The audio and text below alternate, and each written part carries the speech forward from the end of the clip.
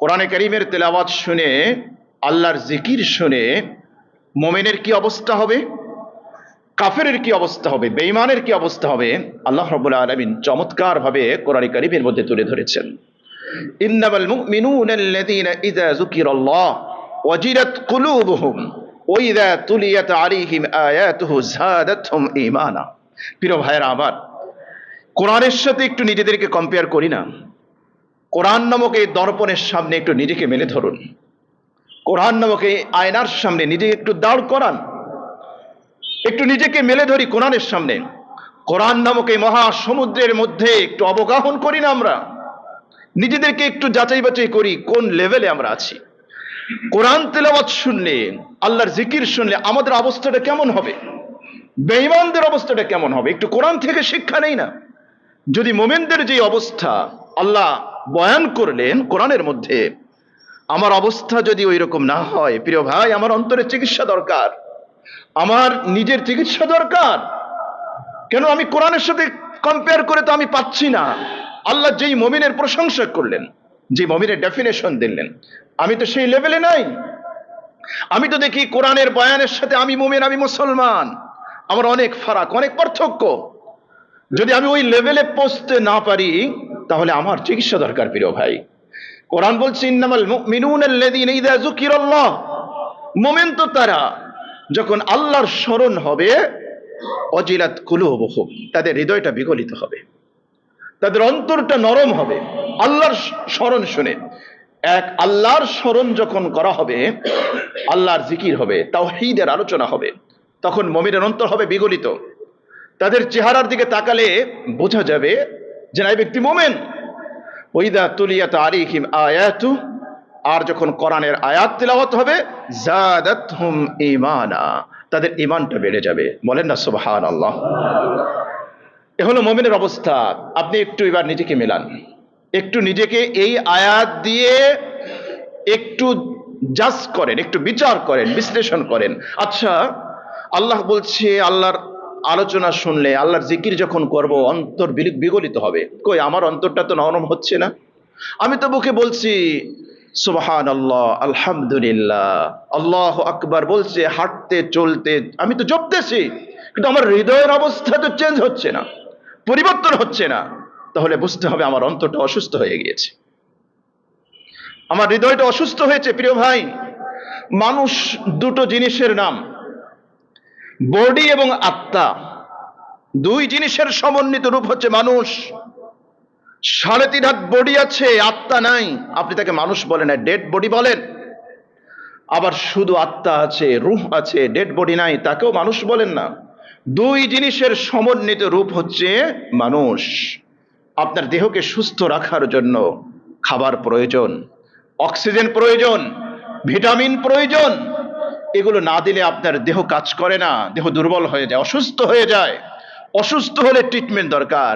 আমার প্রিয় ভাইয়েরা, অন্তরেরও এরকম খাবার দরকার, অন্তরের খোরাক দরকার। অন্তরকে যদি খাবার না দেন, অন্তর দুর্বল হয়ে যায়, অন্তর অসুস্থ হয়ে যায়। এটা আমরা উপলব্ধি করি না। আমরা বস্তুগত উন্নতি, শুধুমাত্র বস্তুগত ফিকির, এগুলো নিয়ে পড়ে থাকি। আপনার আমার অন্তরের কি অবস্থা, আমার আপনার অন্তরের কি অবস্থা, একটু চিন্তা করা দরকার, একটু ভাবা দরকার। কোরআনের সাথে তুলনা করব, আমরা কোরআন থেকে নিব। কোরআন বলছে আল্লাহর জিকির হলে অন্তর নরম হবে। আমি দেখি আমার অন্তর নরম হয় না, তাহলে আমার অন্তর অসুস্থ। দেহের যেরকম অসুস্থ হলে চিকিৎসা দরকার, আপনার অন্তরেরও চিকিৎসা দরকার। এজন্য নবীজি সাল্লাল্লাহু আলাইহি ওয়াসাল্লাম বলেছেন, ইন্না হাযিহিল কুলুবা তাসদাউ কামা ইয়াসদাউল হাদীদ। এই অন্তরগুলো জং ধরে, জং মরিচা ধরে। কামা ইয়াসদাউল হাদীদ, নবী করিম সাল্লাল্লাহু আলাইহি ওয়াসাল্লাম প্র্যাকটিক্যাল বাস্তব একটা উদাহরণ দিচ্ছেন। তোমরা দেখো, লোহা ফেলে রাখলে, বৃষ্টির পানি লাগলে যেরকম জং ধরে, মরিচা ধরে, নবীজি বললেন এই অন্তরগুলো জং ধরে, জং মরিচা ধরে। কিলা ওমা জিলাউহা ইয়া রাসূলুল্লাহ, সাহাবায়ে কেরাম জিজ্ঞেস করলেন, হে আল্লাহর নবী, আমাদেরকে বলে দিন না অন্তরের জং কিভাবে দূর করব। আমরা তো জানি লোহায় জং ধরলে পলিশ আছে, মেডিসিন আছে, যেগুলো দিয়ে তার জং দূর করা যায়। অন্তরের জং কিভাবে দূর করব?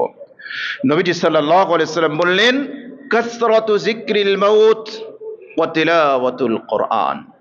অন্তরের জং যদি দূর করতে চাও তাহলে মৃত্যুকে বেশি বেশি করে স্মরণ করো। কতদিন চলে গেল, কত মাস চলে গেল, চোখের সামনে বাবার বিদায় হয়েছে, মায়ের বিদায় হয়েছে, দাদার বিদায় হয়েছে। মায়ের লাশের খাটিয়া নিজ কাঁধে করে কবরে রেখে এসেছি, বাবার লাশের খাটিয়া নিজ কাঁধে করে নিজ হাতে কবরে রেখে এসেছি। কতদিন চলে যায়, একবারও মৃত্যুকে আমার স্মরণ হয় না, একবারও মৃত্যুকে আমরা স্মরণ করি না। প্রিয় ভাই আমার, রাতের বেলা যখন ঘুমাবেন, যদি তাহাজ্জুদের নামাজে উঠতে না পারেন, তাহাজ্জুদ নামাজ যদি পড়তে না পারেন, রাতের বেলা যখন ঘুমাবেন ওযু করে 2 রাকাত জায়নামাজে নামাজ পড়ে জায়নামাজে বসে চোখটা একটু বন্ধ করেন না, একটু বন্ধ করে একটু শুধু চিন্তা করেন, একটু রিয়ালাইজ করেন যে আমি মারা গিয়েছি, সাদা কাফনে জড়িয়ে মসজিদের সামনে খাটে আমাকে রাখা হচ্ছে, আর আমার জানাজা হচ্ছে, এরপরে আমাকে অন্ধকার কবরের দিকে নিয়ে যাওয়া হচ্ছে। আপনি বলেন তো, কতদিন আপনি এই চিন্তাটা করেন, এই ফিল আপনার মধ্যে আসে না? তো অন্তর মরবে না কেন? কেন অন্তর মরবে না? কেন অন্তরে জং ধরবে না বলেন? কতদিন চলে যায়, কত রাত চলে যায়, একবারও মৃত্যুর কথা আমার স্মরণ আসে না। হাসিবু ক্বাবলা আন তুহাসাবু, ওমর রাদিয়াল্লাহু তাআলা আনহুর স্বর্ণাক্ষরে লিখে রাখার মতো কথা। একটু পরে তোমার হিসাব হবে, এখন তোমার হিসাব নাও। নামাজ কত ওয়াক্ত জীবনে কাজা আছে, যাকাত ঠিকমতো আদায় করেছে কিনা, মানুষের হক এখনো আমার কাঁধের উপর কতগুলো রয়েছে। মরে গেলে পাওনাদার এসে দাঁড়াবে, যদিও দুনিয়াতে না দাঁড়ায় আখেরাতে দাঁড়াবে। এই বোঝা নিয়ে দুনিয়া থেকে যাব? সম্পত্তি তো আল্লাহ পাক অনেক দিয়েছে, অনেক কিছু করেছি, অনেক মৃত্যুবরণ করলে অনেক কোটি কোটি টাকার সম্পত্তি রেখে যাব, কিন্তু আমি কিয়ামতের দিবসে আমার পাওনাদার আল্লাহর কাছে কি আমার বিরুদ্ধে অভিযোগ দিবে কিনা? ওই সময় পাওনাদার দাঁড়াবে কিনা, এটা একটু চিন্তা করেন ভাই, এটা আমাদের চিন্তা করা দরকার, অথচ আমরা এগুলো করি না, এজন্য অন্তর মরে যায়। রাসূল বলেছেন, কাসরাতু যিকরিল মাউত, অন্তরকে জীবিত রাখার প্রথম খাবার, প্রথম খোরাক, প্রথম অক্সিজেন, মেডিসিন হচ্ছে মৃত্যুকে স্মরণ করা, মৃত্যুকে স্মরণ করা। 2 নম্বর হচ্ছে তেলাওয়াতুল কোরআন, কোরআন তেলাওয়াত করা। বুকে হাত দিয়ে বলতে পারবো, রোজা চলে গিয়েছে, ডেলি 1 পারা আধা পারা তেলাওয়াত করি। খুব মুষ্টিমেয় কিছু আল্লাহর বান্দা বান্দি আছে যারা ছাড়া এগুলো হয় না, যে মানুষগুলো ছাড়া এই সৌভাগ্য জোটে না। প্রত্যেক দিন কোরআনে কারীম তেলাওয়াত করা, তেলাওয়াত শোনা, এটা প্রত্যেকের ভাগ্যে জুটে না, এটা প্রত্যেকের ভাগ্যে হয় না। কোরআন বলছে আল্লাহ জিকির হলে অন্তর বিগলিত হবে, অন্তর নরম হবে। আমি দেখি উল্টা, আল্লাহর জিকির হয়, আল্লাহর স্মরণ হয়, কিন্তু আমার হৃদয়ে বিন্দুমাত্র রেখাপাত করে না, আমার অন্তরের ভিতরে কোনো পরিবর্তন নাই, কোনো চেঞ্জ নাই। কোরআন তেলাওয়াত হয়, আমার ঈমান বাড়ে না। কোরআন বলছে, আল্লাহু নাজ্জালা আহসানাল হাদিসি কিতাবাম মুতাশাবিহাম মাসানিয়া তাকশাইরু মিনহু জুলুদুল লাযিনা ইয়াখশাউনা রাব্বাহুম সুম্মা তালিনু জুলুদুহুম ওয়া কুলুবুহুম ইলা যিকরিল্লাহ। এই আয়াত দিয়ে নিজেকে একটু তুলনা করবেন, আয়াতটাকে সামনে রেখে নিজেকে দাঁড় করাবেন আসামির কাঠ গলায়। আল্লাহ বলছেন, আল্লাহ রাব্বুল আলামিন সর্বোত্তম বাণী নাজিল করেছেন এমন কিতাব রূপে, যার প্রত্যেকটি আয়াত সুসামঞ্জস্যপূর্ণ, বারবার পঠিতব্য। যারা তার রবকে ভয় করে, এই আয়াত যখন তারা শোনে, আয়াত যখন তিলাওয়াত করে, তাকশাইরু মিনহু জুলুদুল লাযিনা ইয়াখশাউনা রাব্বাহুম, যারা তাদের রবকে ভয় করে তাদের দেহ শিহরিত হয়। আচ্ছা, একটু নিজেকে জিজ্ঞেস করেন তো, কোরআনে কারীমের আয়াত তিলাওয়াত করতে গিয়ে কখন আপনার দেহটা শিহরিত হয়েছে?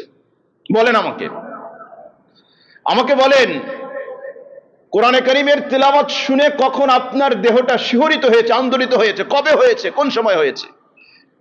বহু মানুষ আমরা আছি জীবনে একটি বারও হয় নাই, অথচ আল্লাহ বললেন যারা তার রবকে ভয় করে, যাদের অন্তরে রবের ভয় আছে, তাদের সিম্বল এটা, তাদের আলামত এটা, তাদের নিদর্শন এটা। তাকশাইরু মিনহু, মানে শরীর শিহরিত হয়ে যাবে, আন্দোলিত হয়ে যাবে। সুম্মা তালিনু জুলুদুহুম ওয়া কুলুবুহুম ইলা যিকরিল্লাহ, এরপরে দেহ মন বিগলিত হবে আল্লাহর স্মরণে। দ্যাট ইজ সিম্বল, এটা আলামত, এটা নিদর্শন মুমিন বান্দার। এজন্য আমি বলেছি কোরআনের দুইটা আয়াতের সামনে একটু নিজেকে মেলে ধরুন, একটু মেলে ধরুন। কোরআন তেলাওয়াত করতে গিয়ে যখন জাহান্নামের বয়ান আসবে দেহটা শিহরিত হবে, কেঁপে উঠবে। আবার যখন জান্নাতের বয়ান আসবে তখন দেহটা বিগলিত হবে, আল্লাহর কাছে জান্নাত প্রাপ্তির আশা থাকবে। রাসূল সাল্লাল্লাহু আলাইহি ওয়াসাল্লাম কোরআন তিলাওয়াত করে চোখ দিয়ে অঝর দ্বারায় পানি ঝরছে, এমনি তো ঝরে নাই। আজকে আফসোস করে বলতে হয়, কোরআন বোঝা তো অনেক দূরের কথা, সুদূর পড়া হতো। বিশুদ্ধ তেলাওয়াত কয়জনে শিখেছি?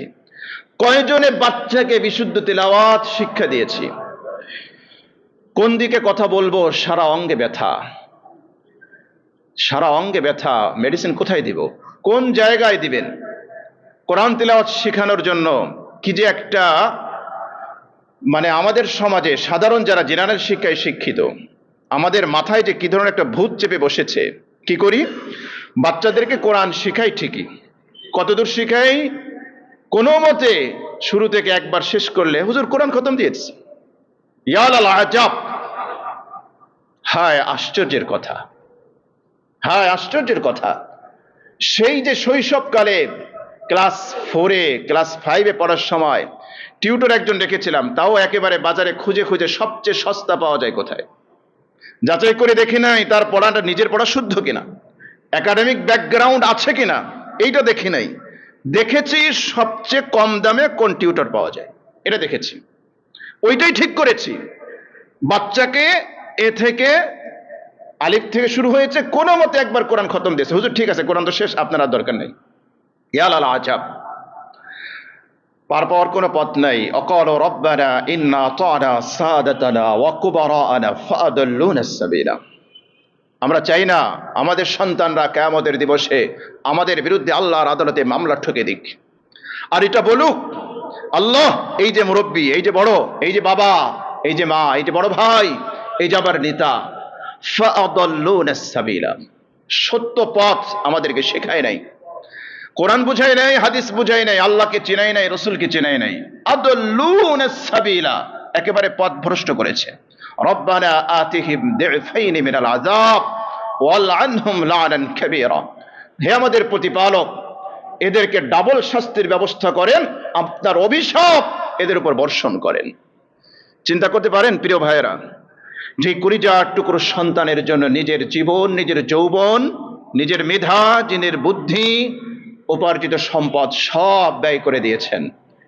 আমরা কেউ চাই না কিয়ামতের দিবসে লক্ষ লক্ষ কোটি কোটি মানুষের সামনে আপনার কলিজার টুকরো সন্তান, আমার কলিজার টুকরো সন্তান আমার বিরুদ্ধে আল্লাহর আদালতে মামলা ঠেকে দিক, আর সেই মুকদ্দমা আমাকে চালাতে হয়, আমাকে লজ্জিত হতে হয়, আমাকে সন্তানের অভিযোগের কারণে অভিযুক্ত হয়ে, অপরাধী হয়ে হাত কড়া পরে মাথা নিচের দিকে পা উপরের দিকে দিয়ে টেনে হিসড়ে যেন জাহান্নামে যেতে না হয়, জাহান্নামে যেন যেতে না হয়। এজন্য এই কালচার বাদ দিন, সন্তানকে কোরআন শেখান ভালো করে। আপনার সন্তান ইঞ্জিনিয়ার হোক কোনো সমস্যা নাই, ডাক্তার হোক কোনো সমস্যা নাই, কিন্তু সন্তান যেন মুসলিম হয়, সন্তান যেন মুমিন হয়, সন্তান যেন কোরআন বুঝে, সন্তান যেন কোরআন পড়তে পারে। মুসলিম ডাক্তার হোক, মুসলিম ইঞ্জিনিয়ার হোক, মুসলিম পাইলট হোক, মুসলিম রাষ্ট্রনায়ক হোক, এ দায়িত্ব, এই কর্তব্য আপনার। এই জায়গায় যেন আমরা পিছপা না হই। তাহলে আমরা কোরআন থেকে দেখলাম মুমিন কোরআন তেলাওয়াত শুনলে তার অবস্থা কেমন হবে। চলুন এবার একটু দেখি যারা পরকালে বিশ্বাস রাখে না তাদের অবস্থা কেমন হয়। ওয়াইদা যুকিরাল্লাহু ওয়াহদা, আর যারা আখিরাতে বিশ্বাস করে না, ইশমাআজ্জাত কুলুবুল লাযিনা লা ইউমিনুনা বিল আখিরা, যারা আখিরাতে বিশ্বাস করে না তাদের কাছে যখন এক আল্লাহর কথা বলা হয়, তাওহীদের কথা বলা হয়, রিসালাতের কথা বলা হয়, আখিরাতের কথা বলা হয়, ইশমাআজ্জাত কুলুবুল লাযিনা লা ইউমিনুনা বিল আখিরা, অন্তর সংকুচিত হয়ে যায়। এক আল্লাহর কথা শুনতে ভালো লাগে না, তাওহীদের কথা শুনতে ভালো লাগে না। অনেক আছে দেখবেন মুসলমান নামধারী, নাম মুসলিম, কিছু কালচারও ফলো করে, কিন্তু আপনি তাওহীদের কথা বললে দেখবেন ভুরুটা কুঞ্চিত হয়েছে, কপালে ভাঁজ পড়ে গিয়েছে। আছে না এরকম? নাম মুসলিম, কিছু ইসলামিক কালচার ফলো করে, মানে মেনটেন করে, কিন্তু তাওহীদের কথা শুনলে, এক আল্লাহর কথা শুনলে, একত্ববাদের কথা শুনলে, শিরিকের বিরুদ্ধে কথা বললে ইশমাআজ্জাত কুলুব, অন্তর সংকুচিত হয়ে যায়। অন্তর যখন সংকুচিত হয়ে যায়, তার রেখাটা ফুটে ওঠে কপালে, চোখে, তার অবয়বের মাধ্যমে ফুটে ওঠে, তখন রিয়াকশন হয়, পাল্টা অ্যাকশন হয়। আল্লাহ বলছে ও মুসলিম পরিবারে জন্মগ্রহণ করতে পারে, নাম মুসলমান হতে পারে, ইসলামিক কালচার ফলো করতে পারে, লা ইউমিনুনা বিল আখিরাহ, আখিরাতে ওর কোনো ঈমান নাই, ওর কোনো বিশ্বাস নেই। কথাকার? আল্লাহর।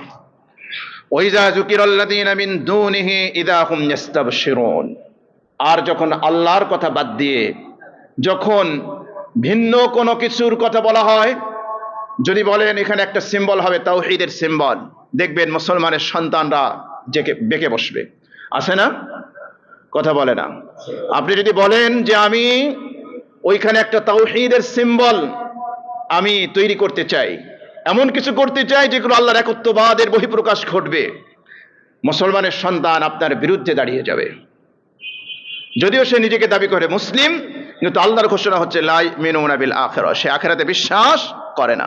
কিন্তু যদি বলেন আমি একটা ভাস্কর্য বানাবো, আমি এমন কিছু বানাবো যেগুলো শিরিকের সিম্বল, দেখবেন চেহারাটা হাস্যাস বস্যাস, খুশি হয়েছে।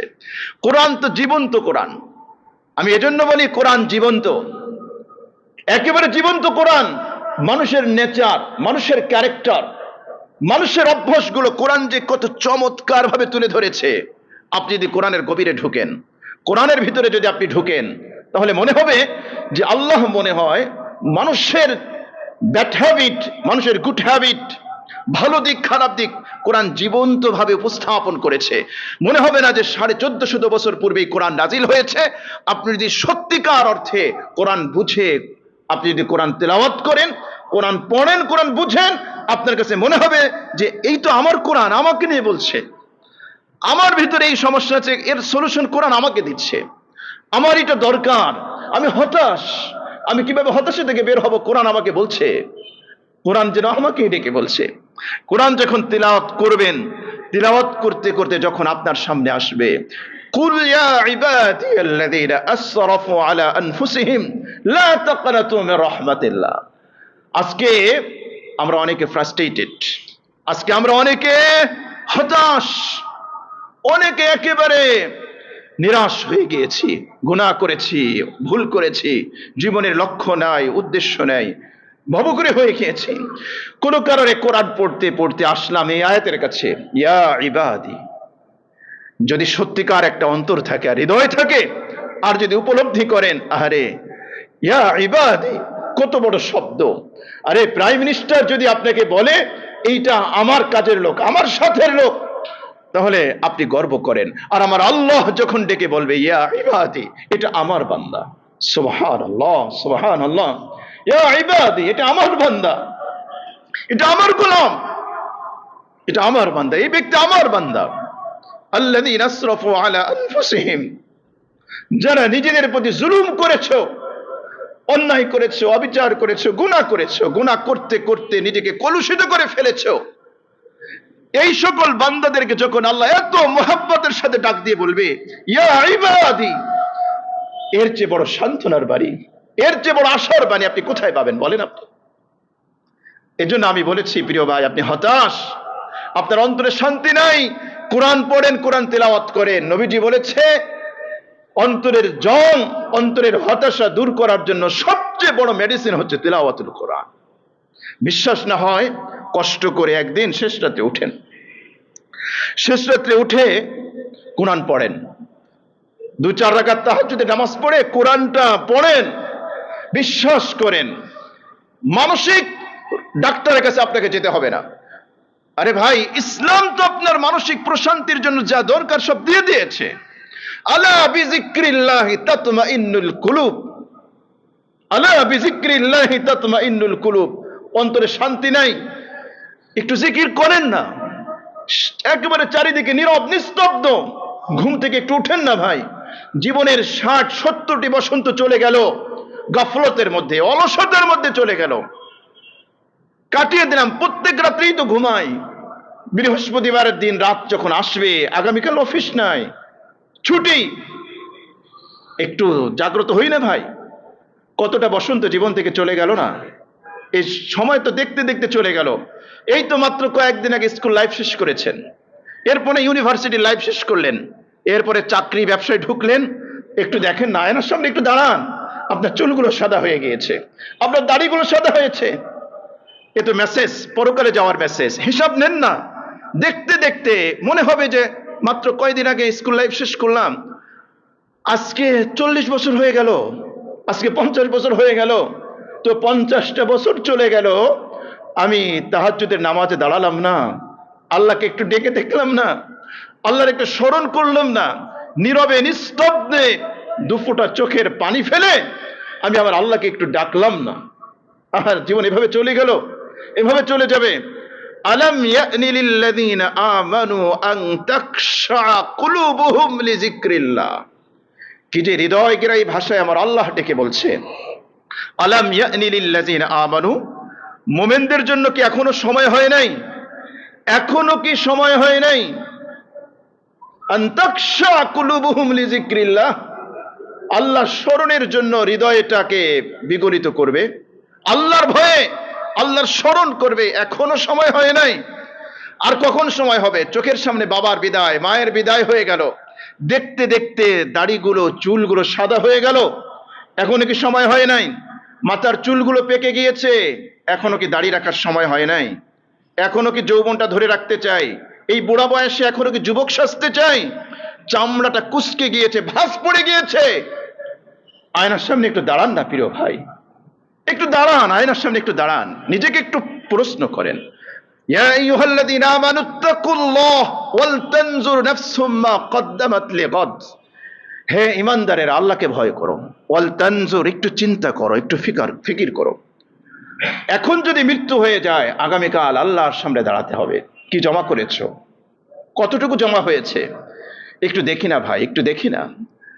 যেটা বলছিলাম, অন্তরের ব্যাধি দূর করার জন্য অন্যতম শ্রেষ্ঠতম একটি মেডিসিন হচ্ছে তেলাওয়াতুল কোরআন। তেলাওয়াত করবো তো ইনশাআল্লাহ? জোরে বলেন না ইনশাআল্লাহ। তিরমিজির এক হাদিসের মধ্যে এসছে, নবীজি সাল্লাল্লাহু আলাইহি ওয়াসাল্লাম বলেছেন, ইন্নাল আবদা ইযা আযনাবা। আমার কলিজার টুকরো তরুণ যুবক ভাইয়েরা, ভালো করে শুনো। নবীজি বলেছেন, ইন্নাল আবদা ইযা আযনাবা, কোন বান্দা, কোন মুমিন যখন গুনাহ করে, কানাত নুকতাতুন সাওদাউ ফি কলবিহি, তার অন্তরের ভিতরে একটা কালো দাগ পড়ে যায়। আপনি একটা গুনাহ করেছেন, অন্তরে একটা কালো দাগ পড়েছে। ফাইন তাবা, এরপরে যখন এই বান্দা তওবা করে গুনাহ থেকে ফিরে আসে, ওয়াস্তাগফারা, আল্লাহর কাছে ক্ষমা প্রার্থনা করে, সুকিলা কলবু, আল্লাহ রাব্বুল আলামিন তার অন্তর থেকে কালো দাগটা দূর করিয়ে দেন। এক ওয়াক্ত নামাজ কামাই দিয়েছেন, একটা কালো দাগ পড়েছে। যাকাত আদায় করেন নাই, একটা কালো দাগ পড়েছে। গত রাত্রে মোবাইলে অশ্লীল দৃশ্য দেখেছেন, অন্তরে দাগ পড়েছে। গত রাত্রে মিথ্যা কথা বলেছেন, অন্তরে দাগ পড়েছে। গত রাত্রে কটু কথা বলেছেন, ঝগড়া করেছেন অনর্থক অহেতুক, অন্তরে দাগ পড়েছে। অপরাধ যেভাবেই হোক না কেন, নবীজি বলেছেন অন্তরে দাগ পড়ে। বান্দা যখন গুনাহ থেকে ফিরে আসে, ওয়াস্তাগফারা, আল্লাহর কাছে ক্ষমা প্রার্থনা করে, সুকিলা কলবু, অন্তর থেকে সেই কালো দাগ দূর হয়ে যায়। একটা এক্সাম্পল দেই তাহলে বুঝবেন। আপনি আলহামদুলিল্লাহ 5 ওয়াক্ত নামাজ পড়েন, কোনো কারণে যদি আপনার 1 ওয়াক্ত নামাজ ছুটে যায়, কষ্ট লাগে? নামাজিরা শুধু বলবেন, কষ্ট লাগে না? আপনি নামাজ পড়েন 5 ওয়াক্ত, কোনো কারণে 1 ওয়াক্ত নামাজ পড়তে পারেন নাই, তাহলে কি অন্তরে ব্যথা লাগে না? কষ্ট লাগে না? ইস, নামাজটা পড়তে পারলাম না, এই কারণে নামাজটা কাজা হয়ে গেল। ব্যথা লাগে কি লাগে না? অনেক মানুষ আমাদের সমাজে আছে না, 5 ওয়াক্ত নামাজ পড়ে না, সপ্তাহ যায়, জুমার নামাজ যায়, মাস চলে যায়, বছর চলে যায়, নামাজ পড়ার সুযোগ হয় না, তার অন্তরে ব্যথা আছে? কথা বলেন, আফসোস আছে? আপনি এক ওয়াক্ত নামাজ কামাই দিলে এত কষ্ট লাগে। কিছু কিছু নামাজি আল্লাহর বান্দা আছে, আল্লাহু আকবার। আমি বলতে পারি না, আমাদের এখানে একজন মুসল্লি ছিলেন, বৃদ্ধ। করোনার সময় যখন সরকারের পক্ষ থেকে রেস্ট্রিকশন আসলো, এই গেটটা বন্ধ করে দেওয়া হলো, গেটের পাশে দাঁড়িয়ে তার যে কি কান্না, আমি মনে হয় জীবনে বলতে পারবো না। তিনি বলেন, আমি সুস্থ থাকবো আর মসজিদে এসে নামাজ পড়তে পারবো না, এটা হয়? বৃদ্ধ মানুষ, হাঁটতে কষ্ট হয়।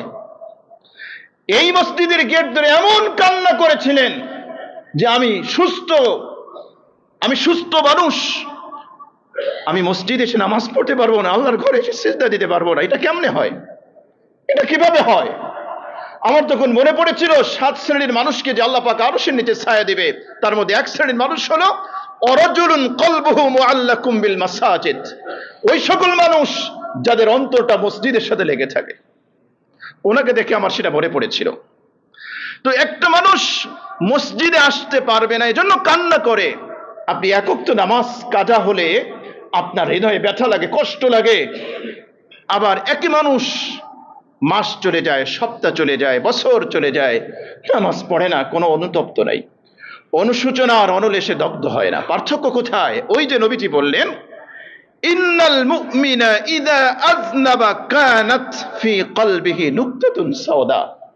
মানুষ যখন একটা অপরাধ করে, একটা পাপ করে, অন্তরে একটা কালো দাগ পড়েছে।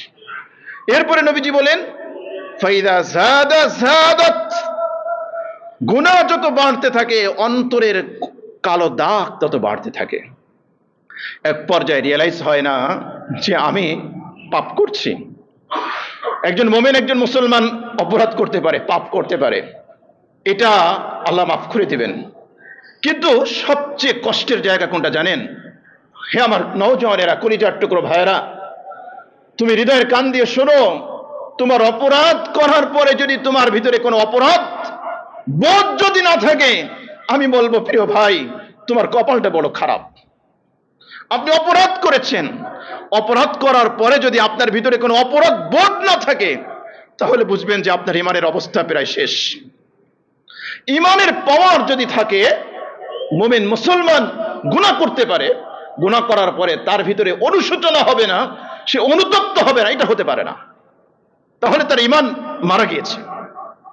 কেন? ইমান হচ্ছে একটা পাওয়ার, এ গুনাহের সাথে টক্কর লেগে যায়। ইমান এমন একটা পাওয়ার, শিরকের সাথে এর যুদ্ধ লেগে যায়, ফাইট লেগে যায়। গুনাহ যখন হয় তখন সে অস্থির হয়ে যায়, বেকরার হয়ে যায়। এজন্য ক্ষেত্র বিশেষ গুনাহ যদি হয়ে যায়, গুনার পরে এমন ভাবে অনুতপ্ত হয়, এমন ভাবে সে অনুশোচনার অনলে দগ্ধ হয় যে তার গুনাহ আল্লাহ পাক মাফ করে দিয়ে তার মর্যাদা আরো বাড়ায় দেন। কিন্তু গুনাহ হচ্ছে ভিতরে অনুশোচনা নাই, বুঝতে হবে ইমানের অবস্থা বড় খারাপ। ইমান আইসিইউতে আছে, এই ইমানের দ্রুত ট্রিটমেন্ট দরকার, এই ইমান নবায়ন দরকার। যদি মুমিন মুসলমান গুনাহ করার পরে তার ভিতরে অনুশোচনা না আসে, নবীজি কত চমৎকার একটা এক্সাম্পল দিয়েছেন। একজন মুমিন যখন গুনাহ করবে, তার অবস্থা হবে যে তার মাথার উপর যেন পাহাড় ভেঙে পড়েছে, এটা মুমিনের অবস্থা। একজন মুমিন যখন গুনাহ করবে, গুনাহ করার পরে মুমিনের অবস্থা হবে এরকম যে তার মাথায় যেন পাহাড় ভেঙে পড়েছে। আর যে মুনাফিক, তার অবস্থা হবে এরকম, অনেক বড় গুনাহ করার পরে সে মনে করবে তার নাকের ডগা একটা মাছি পড়েছে, মাছিটাকে উড়াই দেবে, শেষ। কিন্তু মুমিন মুসলমানের অবস্থা ওরকম হতে পারে না প্রিয় ভাই। এজন্য গুনাহ হওয়ার পরে যদি আমার ভিতরে গুনাহের অনুশোচনা না আসে, তাহলে বুঝতে হবে আমার কপাল বড় খারাপ, আমার ইমানের অবস্থা বড় খারাপ, আমার ইমান মারা গিয়েছে, আমার ইমান দুর্বল হয়েছে। আর আপনি যখন বারবার গুনাহ করবেন, বারবার গুনাহ করবেন, তখন অন্তরে কালো দাগ পড়তে পড়তে পড়তে একসময় আর এটাকে গুনাহ মনে হবে না। একটা স্বচ্ছ গ্লাস, স্বচ্ছ আয়না আপনি বাজার থেকে কিনে এনেছেন, পরিষ্কার পরিচ্ছন্ন, একটা ময়লা লেগেছে, আপনি দেখতে পাচ্ছেন যে আয়নার ভিতরে একটা ময়লা লেগেছে। আয়নায় যদি দাগ পড়তে পড়তে পড়তে এমন হয়ে যায়, একসময় আর এই আয়নায় আপনার চেহারাটাও ভালো করে দেখতে পারেন না। আমাদের অন্তরটা হচ্ছে স্বচ্ছ গ্লাসের মতো, একটা গুনাহ হয়েছে, একটা দাগ পড়ে গিয়েছে, একটা গুনাহ হয়েছে, একটা দাগ পড়েছে, এভাবে দাগ পড়তে পড়তে পড়তে এক সময় আর গুনাহ মনে হয় না। নবীজি বললেন ফাযালিকা রান, এটা হচ্ছে জং, আল্লাযী যাকারাল্লাহু ফিল কোরআন, যে আল্লাহ রাব্বুল আলামিন অন্তরের ভিতরে কোরআনের মধ্যে যেই জং, যেই মরিচার কথা উল্লেখ করেছেন, এইটাই হচ্ছে সেই জং। কোরআন বলছে কাল্লা বাল রানা আলা কুলুবিহিম মা কানু ইয়াকসিবুন, না কখনো নয়, তারা আখিরাত ভুলে গিয়েছে। কেন? তাদের অন্তরে জং ধরেছে, অন্তরে মরিচা পড়েছে। অন্তরের চিকিৎসা এই জন্য দরকার।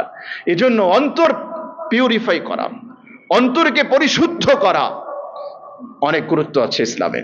আল্লাহ রাব্বুল আলামিন অনেকগুলো কসম করেছেন, ওয়াশ-শামসি ওয়া দুহাহা ওয়াল কমারি ইযা তালাহা ওয়ান নাহারি ইযা জাল্লাহা ওয়াল লাইলি ইযা ইয়াগশাহা ওয়াস সামাই ওয়া মা বানাহা ওয়াল আরদি ওয়া মা তাহাহা ওয়া নাফসিন ওয়া মা সাওয়াহা ফাআলহামাহা ফুজুরাহা ওয়া তাকওয়াহা।